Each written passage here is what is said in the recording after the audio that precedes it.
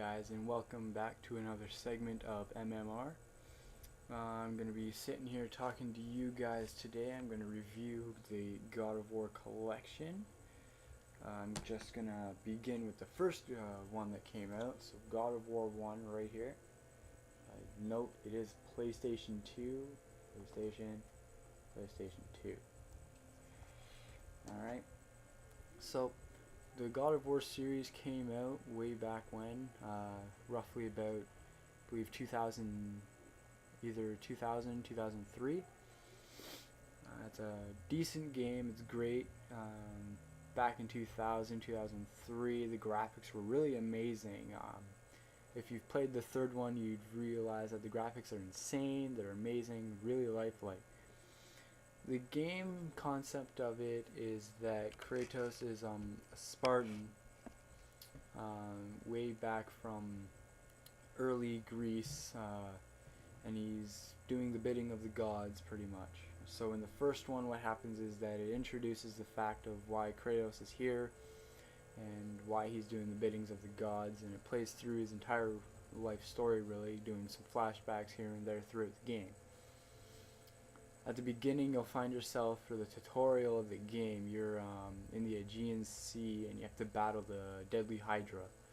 So you get to learn your attacks, your heavy and light, the way you jump, move, and just get a feeling for the entire game. The game, all in all, is a great game. It's a very violent game. It's rated 17 plus, just right down there.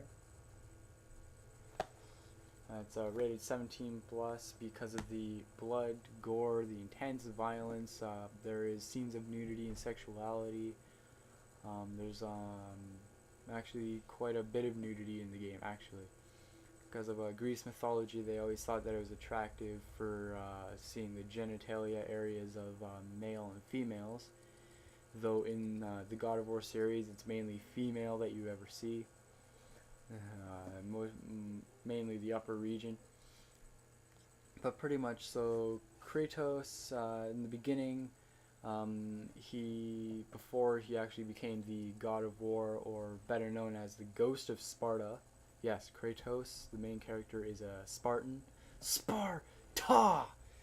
So Kratos is a Spartan, and what happened was he went to war against a barbarian army, and he was face to face with the leader of the barbarians, and just about on his deathbed, on his back, when he called to Ares, the god of war.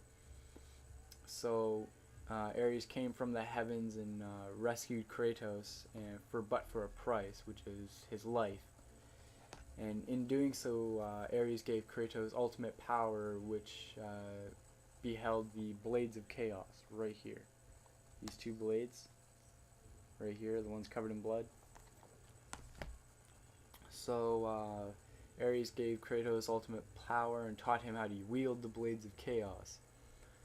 So Kratos befound them, and throughout the game, he's trying to seek his revenge upon the God of War for making him do the most terrible deed of his life, which was to murder his wife and child, his only living family that he had.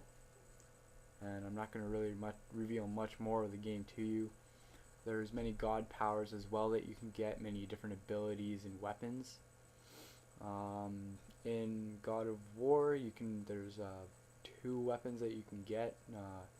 You have the Blades of Chaos, which are the dual wield blades that are never removed. They are chained and seared to his flesh. And then there's the Blade of Artemis that you get once you enter Pandora's Temple, which is another area in the game that you can play through. There's mainly three areas in the game, which is Athens, Pandora's Temple, which is strapped to the back of Kronos the Titan, and Hades, or the underworld, if you want to say. Now, you guys are probably wondering, from what I mentioned before, why is he named the Ghost of Sparta? I'll tell you why.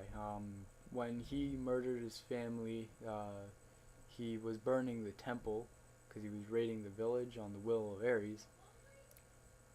And so what happened is, as his family, well, his wife and child burned, they burnt down into ashes, and so a priest, or an oracle, as they were called back then, cast an enchantment upon him, causing him to wear the ashes of his wife and child, which caused him to become pale, or he didn't really have much of a tan then. Buzzing. No, I'm kidding. But as you can tell on the game cover, he is very pale, right? Bald, has red tattoos. And so Kratos stopped the bidding of Ares and became sworn enemies with him, and sought out his revenge, and he journeyed across the entire Greece Empire in order to seek his revenge. But in order to do so, he had to find Pandora's box, which was located deep within Pandora's temple. There were many traps, creatures, and everything else. He also gained, the gods of Olympus also helped him out as well, which would have been Athena, Aphrodite, Artemis, Hades. Yes, Hades was a god of Olympus, apparently. I was surprised too when I played the game. Alright, so yeah. So pretty much the game, all in all, is really fun. Really, it's pretty hard. I don't recommend anyone under the age of 14 to play this, because it is rated M for mature, 17 plus. The game in itself is great, very puzzling. It takes strategy. You gotta know how you're doing. Gotta know your controls well.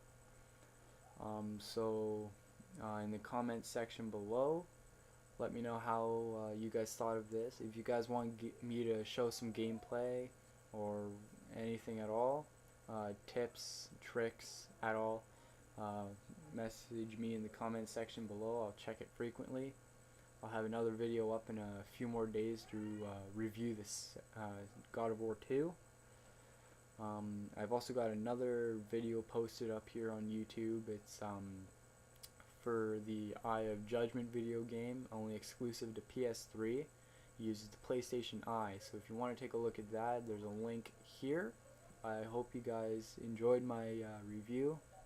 Rate, subscribe, comment, video response if you wish, and hope you have a great time. Also,